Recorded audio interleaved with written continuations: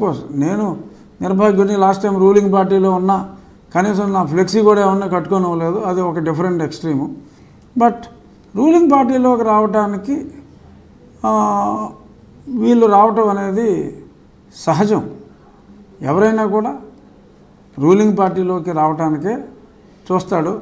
నాకులాగా ruling పార్టీలో ఉండి ఏ party వస్తుందో తెలియకుండా, అసలు మనం ఏ పార్టీలో జాయిన్ అవుతామో లేదో కూడా తెలియకుండా, ఆ ఉన్న పార్టీ చేస్తున్న ఆ అరాచకాల మీద ముందు నుంచి పోరాడే పిచ్చి వెధవలు ప్రస్తుతం ఆంధ్ర రాష్ట్రంలో నేను ఒక్కడినే ఉన్నా. అప్పుడు అన్ని రోజులు పోరాడకుండా ఆఖరి 15 రోజుల్లో పార్టీ మారిన వారు పెద్ద పెద్ద నాయకులుగా, మంత్రులుగా, ఎంపీలుగా, ఎమ్మెల్యేలుగా చాలామంది ఉన్నారు.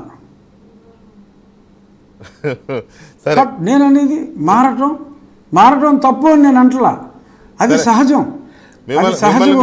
కాదు, నిందించుకోవడం అనేది నాకు నచ్చదు. కానీ దాన్ని అది అక్కడతో ఆపి ఈ ఫైళ్లు తగలబడి సందర్భం వచ్చింది కాబట్టి అదేలే ఈ ఫైళ్లు తగలబడిపోతుంది. దాని మీద ఫైనల్ మీ కామెంట్ ఏంటి? ఫైళ్లు ఇవాళ మదనపల్లిలో సబ్ కలెక్టర్ ఆఫీసులో అది డీజీపీ గారు క్లియర్గా ఒక్క మాటలో తేల్చేశాడు ఆయన. అది వి మస్ట్ కంగ్రాచులేట్ హిమ్. ఎక్కువ మాట్లాడకుండా it's not an accident, it's an incident అన్నాడు అంతే. It's a man made incident, it's not an accident. ఎవరు తగలబెట్టారు, ఆ తగలబెట్టిన వాళ్ళని శిక్షించాలి. రైట్ రాజు గారు, థ్యాంక్ యూ వెరీ మచ్ అండి. Thank you. డిక్లేర్ చేశారు. థ్యాంక్ యూ వెంకటకృష్ణ గారు. చాలా మంది కన్ఫ్యూజన్లో ఉన్నారు, ఏంటి రాజుగారు ఇలా మాట్లాడుతున్నాడని. అదంతా మీ ద్వారా క్లారిఫై చేశానని నేను అనుకుంటున్నా.